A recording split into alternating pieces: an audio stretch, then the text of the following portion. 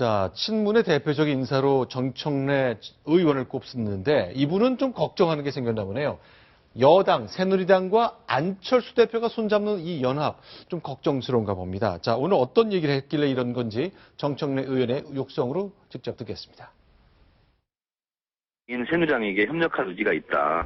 이런 것은 연립정부에 대한 장기적인 포석이 아니겠느냐. 새누리당에는 뚜렷한 대선 후보가 없습니다. 국민의당은 뚜렷한 후보가 있습니다. 양쪽 당에서 그런 유혹에 빠질 가능성은 충분히 있다. 구장 차장, 네. 가능성 있는 얘기입니까? 일단 뭐 가능성은 있다고 보는데요. 네. 근데 저 얘기가 지금 나오는 게 맞는가요? 네. 왜냐하면 총선 끝난 지 아직 한 달도 안 됐고, 네. 그 다음에 20대 총선 원군성이 안 됐는데, 네. 저 얘기는 지금 이제 다음 이 대선 얘기 아닙니까? 네. 그러니까 이제 총선에 나타난 3당 민의가 어떤지를 사실은 각 당들이 좀 더 적극적으로 받아 안아야 되는데, 네. 뭐 물론 이제 정청래 의원은 19대를 임기 종료로 해서 20대에는 국회에서 활동을 하지 않지만, 네. 너무 먼 얘기를 끌어다가 안철수 대표가 지금 호남에서는 많은 지지를 받고 있지만, 네. 결국 새누리당하고 손잡을 사람 아니냐. 이렇게 지금 낙인 찍기, 네. 뭐 이런 것을 좀 시도하고 있는 게 아닌가 싶습니다. 그건 저는 정청래 의원의 이 발언이 현실성이 있느냐 네. 없다고 봅니다. 아, 없다고 예, 보십니까? 왜냐하면 박지원 원내대표 벌써 한 말이 있죠. 네. 새누리당의 박 대통령이 경제실정 사과하면은 국회의장 줄 수 있다. 그러면요, 지금 국민의당은 지금 제일 먼저 바라는 게 새누리당의 어떤 그 경제실정을 제가 부각시키고 네. 그 부각의 최정점에 바로 박 대통령이 있고 박 대통령이 그걸 사과했는데 제 생각에 박 대통령이 이걸 사과한다는 거는 네. 연목구어 네. 도저히 바랄 수 없는 거거든요. 네. 박 대통령은 지금 국회가 잘못해가지고 경제를 못한 거지 네. 이런 입장을 가지고 있는데 박 대통령 뭐 경제실정 사과하라고 하면 절대로 안 합니다. 그러면은요 국민의당이 지금 국회의장 이야기도 나왔지 않습니까? 네. 새누리당 줄 수 있다. 안 되는 겁니다. 저는 오히려 이 연정 이야기라든가 네. 박지원 의원의 이야기는요. 더민주 견제용입니다. 더민주에서 계속적으로 그 국민의당하고 뭐 나중에 대권 후보 단일화 이런 이야기 나올 거 미리 차단시키는 거죠. 네. 그리고 정청래 의원도 안철수 대표, 이 국민의당이 결국은 그 어떤 새누리당의 어떤 이중대 역할을 할 수 있는 가능성, 이걸 미리 차단하겠다고 미리 뿌려놓는 거죠. 그래서 네. 제 생각에는 정청래 의원의 발언은 그 현실성을 보고 하는 게 아니고 네. 국민의당에서 더민주당을 견제하는 듯한 발언을 하니까 네. 이 정청래 의원 이제 책임도 별로 없지 않습니까? 이제 의원 끝나고 네. 이런 말을 함으로써 책임 없는 사람이 말하면 나중에 책임 묻기도 힘들어요. 네. 지금 국민의당을 견제하는 발언이다. 저는 그렇게 봅니다.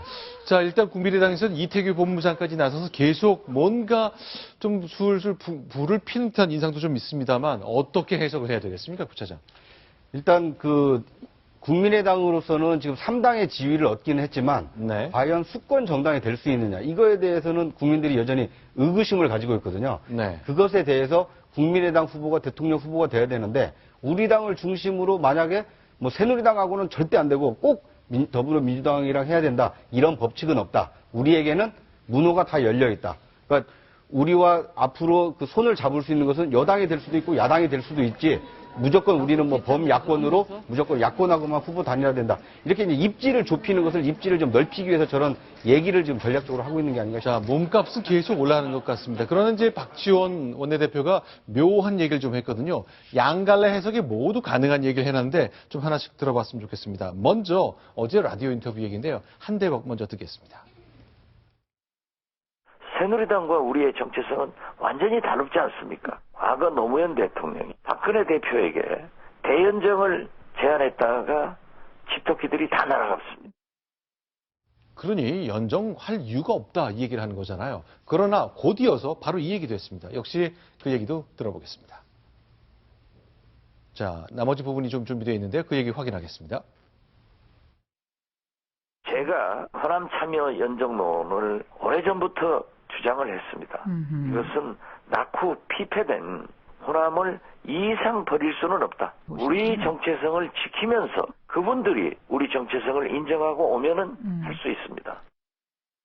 자, 역시 좀 조건문이 달렸습니다만 뭔가 좀 호남의 낙후를 벗어나기 위해서는 누군가와 손잡아 살 수 있다는 가능성에 대한 얘기도 슬쩍 얹혀는 있네요. 네. 그러니까 박지원 원내대표 얘기는 딱 두 가지로 구분할 수 있는데요. 네. 총선에서 3당 체제를 만들어준 민의를 저버리면서까지 지금 연정을 하는 것은 반대하는 겁니다. 네. 그러니까 총선 민의는 3당 체제이기 때문에 앞으로 이 3당 체제를 통해서 대화와 협력을 통해서 국회를 운영하고 국정의 그 동반자가 되겠다라는 뜻을 분명히 밝혔고요. 그런데 내년 대선에는 호남이 참여하는 그 새로운 정부를 만들어내기 위해서는 네. 누구와도 손을 잡을 수 있다. 이런 이제 가능성을 좀 열어놓은 게 아닌가 싶습니다.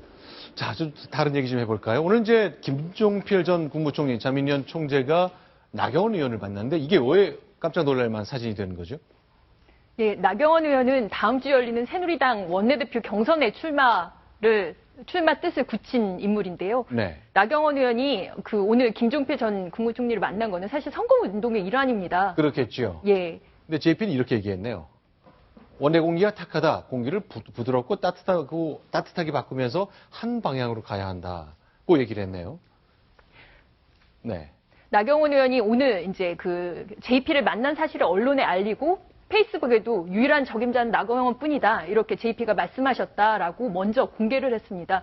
이거는 이제 또 다른 원내대표 주자인 정진석 당선자를 좀 염두에 둔 것인데요. 네. 정진석 당선자는 JP와 아주 가까운 사이입니다. 그러니까 JP의 양아들이다라고 네. 말을 하고 있고 사실 선거 과정에서도 JP를 후원회장으로 모신 인물입니다. 네. 그렇기 때문에 정진석 당선자, 경쟁자인 정진석 당선자를 염두에 둔 하나의 선거운동의 일환이라고 볼 수가 있습니다. 근데 그러면요.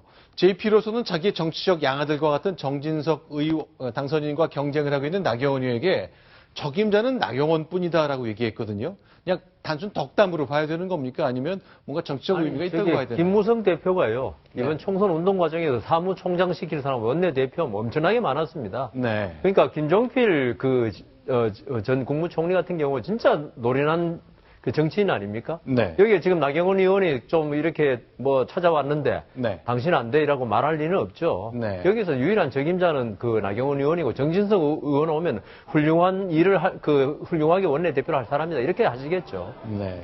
자, JP 이제 구순을 앞두고 있는데 이제 그 JP 화법 때문에 나경원 의원은 이제 굉장히 고무된 것 같습니다. 직접 이제 페이스북에 글도 올리면서 JP가 말씀하시기를 내가 유일한 적임자다라고 말했다는 것 홍보를 했습니다.